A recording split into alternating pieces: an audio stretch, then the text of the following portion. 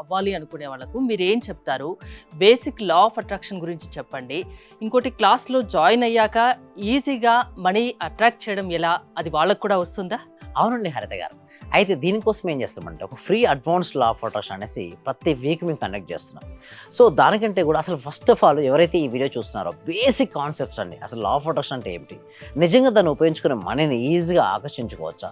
మనీనే కాదు జీవితంలో ఏదైనా కోరికలు ఉంటే సైంటిఫిక్ వేలో మేము ఎక్స్‌ప్లెయిన్ చేయడం జరుగుతుంది. సో ఒక్కొక్క దాన్ని స్టెప్ బై స్టెప్ చూద్దామండి హరిత గారు. ఈరోజు బేసిక్ గురించి Yes. Basic law of attraction basic law of గురించి అట్రాక్షన్ చెప్తారు. గురించి చెప్తున్నాను. హ్మ్. ఆకర్షణ సూత్రం అండి. ఇది లా ఆఫ్ అట్రాక్షన్ అంటే ఆకర్షితం. పైనుంచి ఏదైనా ఒక వస్తువుని వేసామనుకోండి కిందేస్తే కింద పడుతుంది. ఎందుకు పడుతుంది? భూమి యొక్క గురుత్వాకర్షణ శక్తి వల్ల పడుతుంది. Same like that law of attraction కూడా పనిచేస్తుంది. మన నెక్స్ట్ స్లైడ్‌లో కనుక మనం చూసినట్టయితే నిజంగా లా ఆఫ్ అట్రాక్షన్ ఎలా పనిచేస్తుందో ఫస్ట్ దాని అర్థం చూద్దాం madam. You attract what you think and feel madam. మనం ఏదైతే ఆలోచిస్తామో, ఏదైతే ఫీల్ అవుతుంటామో దాన్ని మనం ఆకర్షించుకుంటాం. మీరు ఏమి ఆలోచిస్తారో, ఏమి అనుభవిస్తారో అదే మీ జీవితంలోకి ఆకర్షితం అవుతుంది.